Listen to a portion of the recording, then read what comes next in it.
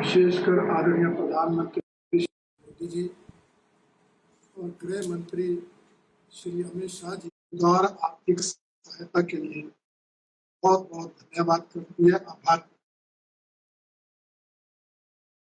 वर्ष 2023 में जो प्राकृतिक आपदा हिमाचल प्रदेश में आई थी,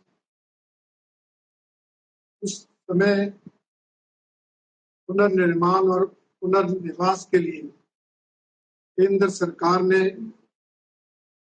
अलग अलग समय में एनडीआरएफ और एसडीआरएफ फंड से लगभग 1782 करोड़ रुपए की आर्थिक सहायता हिमाचल प्रदेश को दी थी। और पिछले कल आदरणीय गृह मंत्री श्री अमित शाह जी की अध्यक्षता में हुई एनडीआरएफ की मीटिंग में हिमाचल प्रदेश को 2006 करोड़ 40 लाख रुपए की और आर्थिक सहायता दी गई है, जिसके लिए हिमाचल वासी केंद्र सरकार के बहुत आभारी हैं। यह राशि प्राकृतिक आपदा में हुए नुकसान की भरपाई के लिए, इंफ्रास्ट्रक्चर के पुनर्निर्माण के लिए और बेघर हुए लोगों को पुनर्वास के लिए दी जाती है।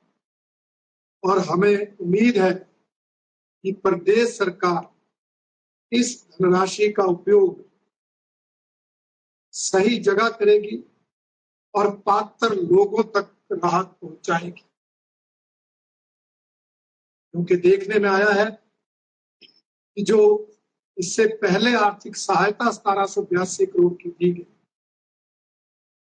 उसका दुरुपयोग हुआ, उसमें बंदरबाट की गई, पात्र लोगों तक राहत राशि पहुंचने की बजाय कुछ विशेष लोगों को राहत के नाम पर पाया गया और पात्र लोग अभी भी अपनी राहत राशि के लिए तरस रहे। यही नहीं, सरकार जो है उस 1782 करोड़ रुपए को 31 तक पूरा खर्च भी नहीं कर पाई थी। उसमें से 142 करोड़ रुपए मार्च तक अनस्पेंट रहा था, जो दर्शाता है कि प्रदेश सरकार जहां भाई भतीजावाद, जहां भ्रष्टाचार को अंजाम देती है, वहीं पुनर्निर्माण कार्यों में लापरवाही भी दर्शाती है। इसलिए हमारी मांग है कि ये पैसा सही जगह सही समय पे खर्च किया जाए और सही लोगों को राहत राशि प्रदान। हम ये भी चाहते हैं कि सरकार केंद्र सरकार की सदा आलोचना करने की बजाय अब तो धन्य कि प्राकृतिक आपदा के समय में केंद्र सरकार ने, चाहे एसडीआरएफ हो, चाहे एनडीआरएफ हो और चाहे पीएनडीएफ फंड हो, उससे उदार आर्थिक सहायता हिमाचल प्रदेश को दी। यही नहीं, अगर हम इस साल की बात करें तो हिमाचल प्रदेश को हमारी केंद्र सरकार 10,681 करोड़ रुपए जो केंद्रीय करों में हिस्सेदारी है उसके रूप में इस बजट में हिमाचल प्रदेश को दिए। इसके अलावा 13,288 करोड़ रुपए ग्रांट इन एड के रूप में, अनुदान राशि के रूप में इस बजट में हिमाचल प्रदेश को मिले। और इसके अलावा भी पूंजीगत व्यय के लिए 1,050 करोड़ रुपए की व्यवस्था की। रेलवे बजट में 2,200 करोड़ से अधिक की धनराशि स्वीकृत हुई। आपने देखा प्रधानमंत्री ग्राम सड़क योजना के अंतर्गत 2,643 करोड़ रुपए और इसके अलावा सेंट्रल रोड फंड और अन्य योजनाओं में भी हिमाचल सरकार को, जो हमारा केंद्र सरकार का भूतल परिवहन विभाग है, उसके माध्यम से हजारों करोड़ रुपए की आर्थिक सहायता। इसलिए जो हम कहते हैं कि आदरणीय प्रधानमंत्री जी हिमाचल प्रदेश को अपना दूसरा घर समझते हैं, इस प्रकार समय समय पर दी जा रही आर्थिक सहायता से वो बात सच साबित होती है। और हिमाचल प्रदेश की जनता तो आदरणीय मोदी जी की ऋणी है ही, क्योंकि उन्होंने आर्थिक सहायता के अलावा भी एम्स जैसा संस्थान हमें दिया, 4 लेन सड़कों का निर्माण हिमाचल प्रदेश में किया, रेलवे लाइनों का विस्तार हिमाचल प्रदेश में किया, IIT, IIM जैसे संस्थान दिए, मेडिकल कॉलेज खोले और हिमाचल प्रदेश को बुलंदियों तक पहुंचाया, अपना योगदान दिया। हमारी मांग है कि प्रदेश सरकार भी इसके लिए केंद्र सरकार का धन्यवाद करे। आभार। दूसरा, भारतीय जनता पार्टी का आरोप है कि हिमाचल प्रदेश की कांग्रेस सरकार अल्पसंख्यक तुष्टीकरण की नीति पर काम कर रही है।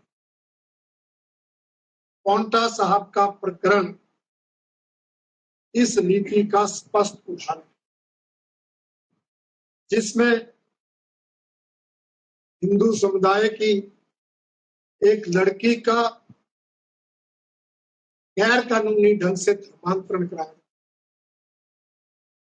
लव जिहाद के नाम पर उसको घर से भगाया जाता, FIR दर्ज होने पर भी पुलिस प्रशासन उनको ढूंढने का काम नहीं करता, और 10 दिन बाद जब जनता इकट्ठी होके शांति प्रिय ढंग से धरना देती है तो पुलिस तो उनको ढूंढती है, परंतु दूसरे समुदाय के लोग उस धरने पर बैठी महिलाओं पर पथराव करते हैं, जिसमें महिलाएं भी और अन्य लोग भी चोटिल हो जाते। दुख का विषय यह है कि वहां के SDM, जो मौके के प्रशासनिक अधिकारी हैं, वो संयम बरतने की बजाय आक्रोशित होते हैं, भीड़ को भड़काने का काम करते हैं, हाथ में डंडा लेकर शांतिप्रिय ढंग से धरना देने वाले लोगों को धमकाते हैं। और हैरानी की बात तो यह है कि पथराव करने वाले लोगों पर कोई मामला दर्ज नहीं होता। जो लोग धरने पर बैठते हैं, जिनको पथराव के कारण चोटें लगती हैं, उन पर FIR दर्ज होती है।